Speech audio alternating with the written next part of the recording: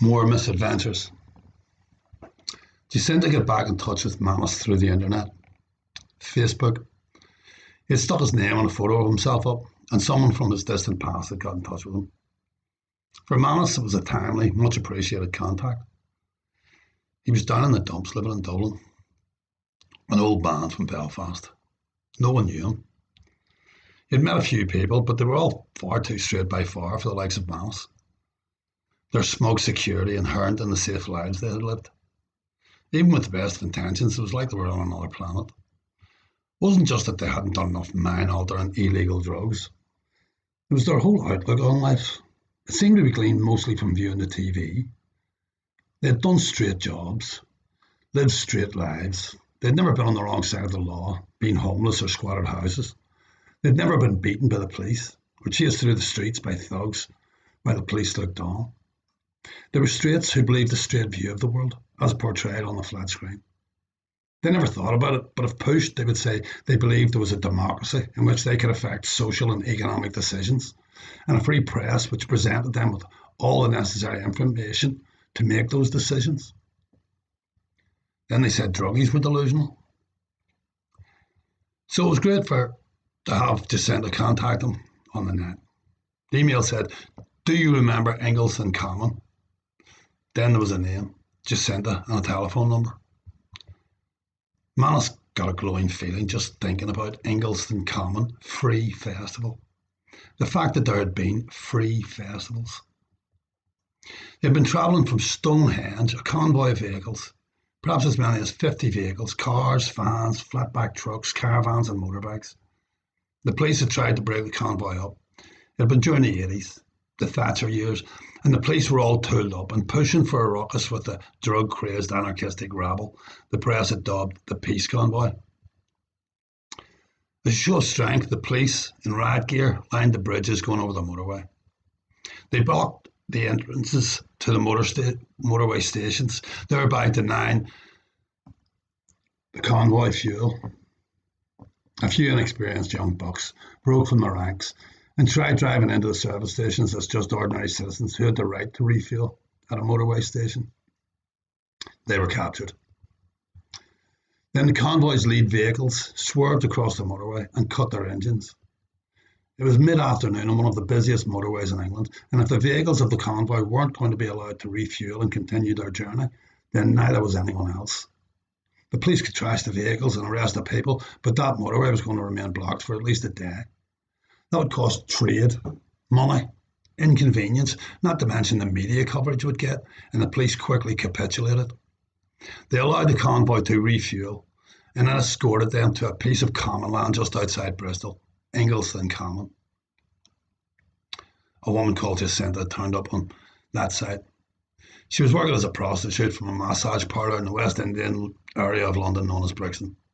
She had told Manus they were both Virgo monkeys and would be of use to each other, and brought him home with her to her boudoir, complete with her waterbed, her mirrored wall and her Turkish light fits. She gave him the money for a pound of good Jamaican weed and set him up in the herb business.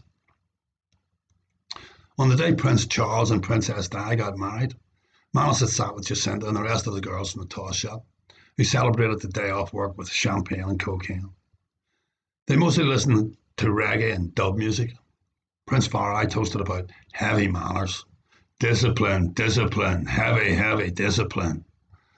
But Jacinta also had some white man's music, some American country-like singer who sang about beat the ladies of fame at the ladies' own game. Manus would always remember the line, if not the singer. From his 20s, Manus could remember many misadventures. Jacinta had featured in a few. Thinking back to those heady, lawless days, it seemed like a dream. The email from Jacinta was like confirmation that the memories were real. Manus phoned the number and it was her. He had tried to make contact over the years, but like most of his past, she wasn't easy to trace. And here she was, alive and kicking. She'd got her hands on some cash too, and said she wanted to send him a ticket to come visit and see how she lived now. He was overjoyed at the contact. Some kind of continuity to his life. It seemed he had upped and moved on so many times in his life, cutting off a little piece of himself each time he moved. Contact with Jacinta was like contact with his amputated self. So, yeah, Jacinta, he said, fly us over to Cyprus. She got annoyed that he couldn't just up and fly over that day. What was the matter with him? Had he become an old man?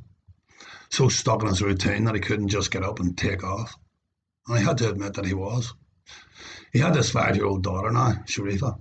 Her well-being was his priority, and it wouldn't be good for her if her dad just upped and offed.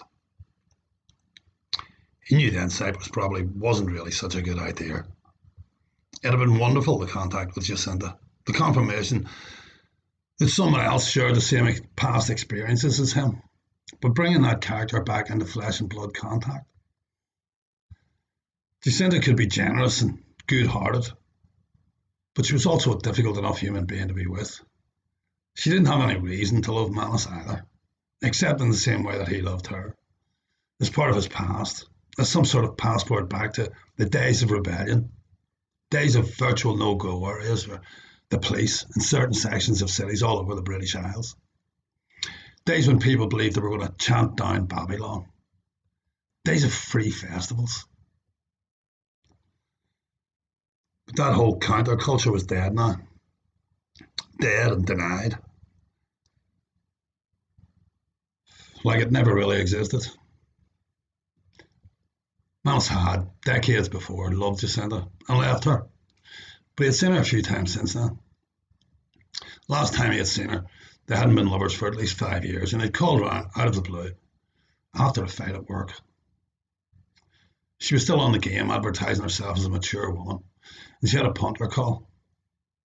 She asked Manus to be quiet while she went upstairs, but then she was back down in 5 minutes, asking him to come upstairs for a bit and fuck her, and she would give him 20 quid. It was a strange scenario for Manus. Apparently our punter was paying extra to have someone else go first. Manus would have done it for free. But he'd noticed it then as she'd raised her legs up, her flesh getting flabby, and had wondered how long she could keep charging men for the privilege of touching it. In the year 2011, Manus's last lover had been the mother of his child, and she'd been 20 years his junior. But she'd shown him the full viciousness of unconscious youth in the child custody battle, and maybe he was ready for a more mature relationship. Hell, he was old himself now. Maybe Jacinta and he could be lovers again. She'd been 12 years older than him. He wondered if she could still raise her old legs up. Maybe they could laugh at each other's ailments and still find some sexual pleasure. In any event, Manus and his daughter Sharifa flew to Larnaca. At first sight, Jacinta looked like Maria Sabina, the mushroom priestess, sallow skin and greasy grey, long hair flat against her skull. But her body was plumper, fast food plump. She moved with the slow effort of age that Manus understood, although his own body denied all logic, and in spite of its abuse over the years, had remained fairly healthy. At this stage, he even still had a full head of black hair, most of his own teeth. When Sharifa went to bed the first night, Manus and Jacinta sat with each other. They talked of friends who had died, Biker Spider, Phil the Beer, Graham Gaskin, characters from back in the day, and then had little to say. Manus was not the wild young brave Jacinta had persuaded back to her reservation, and she wasn't the ass with class persona she had been either. She twirled her once luscious dark, now lank grey hair between her fingers. There was a residual element of coyness in the gesture, but sex didn't really seem to be an option. She was on some mood enhancers from the doctor, and mostly she watched TV all day. Manus hated that kind of stuff, as Jacinta had 30 years before. He would rather be crazy and unhappy, rather than have sanity and happiness as prescribed by the pharmaceutical and TV companies. And whatever they were supposed to be doing for Jacinta, they weren't working. She was intransigent and dogmatic most of the time. One particularly bad day, Manus and Sharifa had stayed out as long as they could, and too tired to walk any longer, they caught a taxi. And there it was on the floor of the taxi. A wallet. Bunch of 50s bulging out. Manus hadn't the cash to pay for alternative accommodation for a fortnight for him and his daughter, but there it was, just sitting on the floor of the back seat. He thought about it. He picked the wallet up and stuck it in his bag. When they got home, Jacinta was pissed off. They hadn't stayed out long enough, or they had stayed out too long. There was no pleasing the woman. Manus asked her if she ever had a good day, and she warned him about another crack like that. And Manus was glad he had picked the cash. He was going to need it. He took Sharifa out again under the pretext of getting ice cream. He ditched the wallet in some long grass and pocketed the cash. €640. He felt sick. He didn't like thieving from individuals. Corporations, companies, banks, governments, he didn't give a toss for. But individuals, nah, it wasn't cool. He was the sort that would need to talk to someone about it too, and he would have known he could tell. He thought he could buy Sharifa things, but it still didn't feel good. He had a crap feeling in his guts. Then he sent the text to say the police had called looking for him. Of course, the wallet's owner had contacted the taxi firm, and the taxi driver had given his last fare's address. Of course, Manus could still get away with it. The wallet was ditched and the cash was untraceable, but no. He just wouldn't be up to it. And the thoughts of getting arrested for theft while in charge of his daughter in a foreign country sent shivers to him. No. He managed to find the wallet in the long grass where he had thrown it, stuck the cash back in and brought it down to the cop shop. They said he might be in for a reward. He just raised his eyes and shook his head. When he got back to Jacinta's, he felt relief and gratitude for all he had. Sharifa slept safely and soundly, and Manus sat beside her. As was his habit, he tried to scribble down some semblance of a story around his experiences. A story told of an old lover, a free-spirited, strong woman he had met at a free festival. A woman who would have despised this ugly caricature of herself, trapped in some rut of vicious behaviour. The story went up to the point where Manus brought the wallet down to the cop shop, got back to Jacinta's and felt grateful for what he had. The story went on to have Jacinta wake up to all the treasures she had, not least amongst the treasures being the visit by Sharifa and her father. And in so doing, Jacinta broke the habit of lashing back at all the vicious blows life struck her. A habit she had carried on even when life had ceased to deal her vicious blows.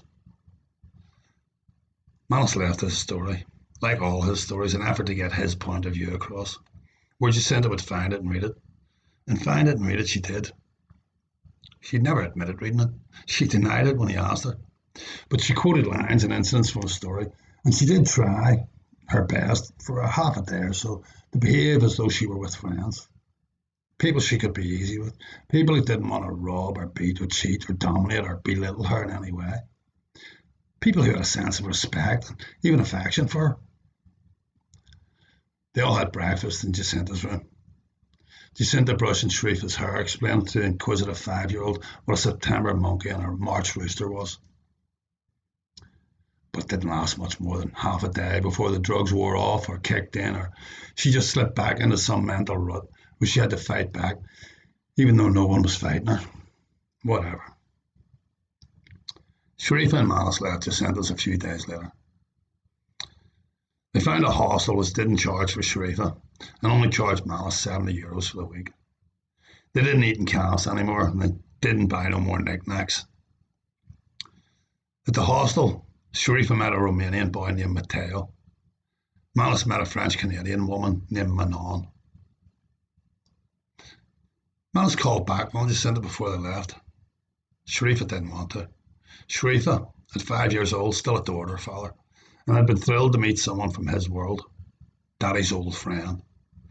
And Jacinta had disappointed Sharifa. So Sharifa didn't call back with him, but Jacinta wasn't the worst.